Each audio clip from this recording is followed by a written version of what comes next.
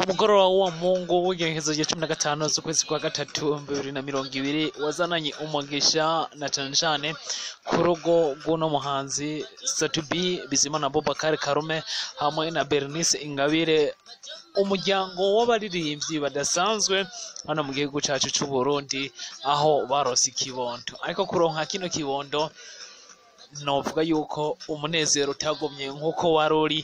Tugiye kugaruka naje cyane ku mubabaro wagiye werekwa canke amajambo yagiye avugwa kuri kino kibondo barose, ndetse turabe n'ivyo Bernice yavuze yerekana akababaro yagize kuvyerekeye bano bantu bagiye bavuga ko no muhungu wiwe yavyaye.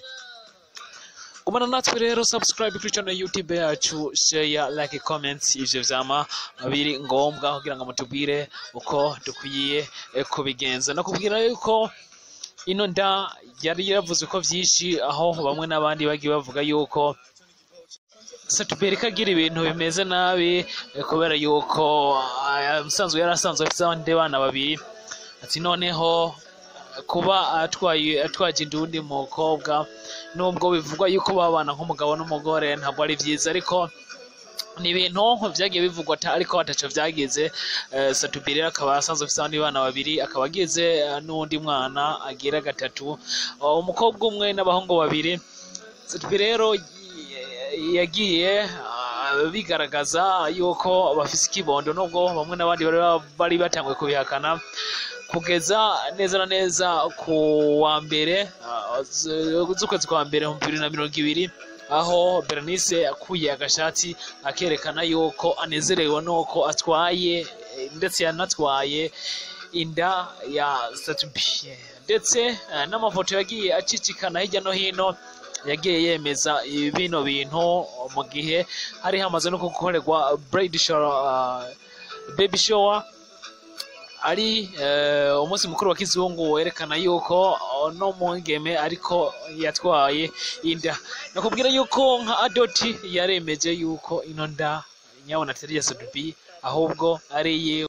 Ariko uko biri kose, Satubi kwigenekerezo rya 15 mu masaha y'umugoroba yananditsamo amajambo adasanzwe, yavuze ati Imana ishimwe cyane, acashiraka akantu ko gutwenga, fasha kuyishima mu kwandika amen, abayisilamu duti Allah akibar. Aya n'amajambo yarakomeye yerekana neza na neza yuko yagomba aronka ikibondo. Ariko ubundi yaciye asubira yandika nyuma yo kwibaruka, yasubiye yandika ati muri bangahe kumenya izina ry'umwana cyo kimwe na foto officielle. Ndabashimiye cyane kukumba hafi muri ibi bihe by'umunezero udasanzwe ndimwo, intare batinya, we are empire. Aya n'amajambo yanditse inyuma yuko Bernice yaramaze kuba yibaruka ikibondo, ariko ibi yaje kubishimangira mubwo yandika, ndetse yemeza yuko umwana yavutse. Yagize ati bebe yavutse, fasha gutora izina, say welcome to Intare Junior, help me to find the name, thank you God, thank you Bernice Ingabire.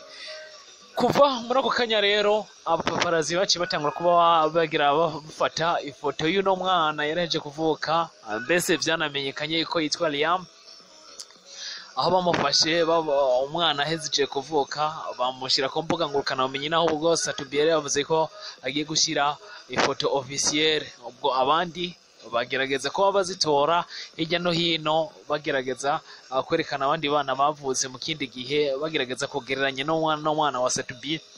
Ariko bimwe rero mu bintu vyakomeje kuba bishavuza cyane no mwigeme, ahubwo hagerageje kuboneka amafoto menshi cyane, ndetse twavuga yuko ari kumusevye. Ariko hari n'abandi bagerageje kuba bafata ino foto y'uno mwana yari yahishije ubwa mbere Satubi kuri page yiwe, bagerageza no kumugereranya n'umwana wa Diamond Platnumz yavyaranye na Tanasha Donna. Bino bintu rero vyatumye uno mukobwa Bernice Ingabire ababara, ndetse binamubaza cyane, mu gihe uno mwana yaraje kuvuka, ariko bagaca batangura kumuvuga ko amajambo, ndetse bamwe bavuga yuko uno mwana ari Mateso, uno mwana asa na Satubi, ndetse iko Satubi yanivyaye. Ibi rero nivyo vyatumye Bernice Ingabire yandika mu bumwe mu butumwa twavuga yuko bonababaje, ndetse anashimira abantu bose bakoze bino bikorwa bagerageza kuvuga uno mwana nabi, aho yanditse no butumwa ati bonjour aux femmes, akishaka jambo ko kuramutsa canke ko respectinga amacagi atifashe umwanya ashimira buri muntu wese yagize ico avuga ku kibondo ataco kizira mu cyubahiro ca buri wese. Ndabashimiye ku mvugo zimwe mwagiye mukoresha mutuka ikibondo n'umunsi n'ibiri aramara. Nk'umuvyeyi narabaye tushe, kandi nibaza yuko ababikora bose bifuza ko bidushikira. Ntimuzi ico mwatuka icyo ari cyo, ariko aho muri hose Uwiteka abampembere ndetse abagirire imbabazi. Ikibondo kiragoye, abumvise uko bimeze ngira murantahura, ariko aha ni munsi y'izuba byose tuvyishurira hano. Ndazi ko bamwe baza kubandanya bavuga nabi, but merci encore, Dieu que vous pardonne.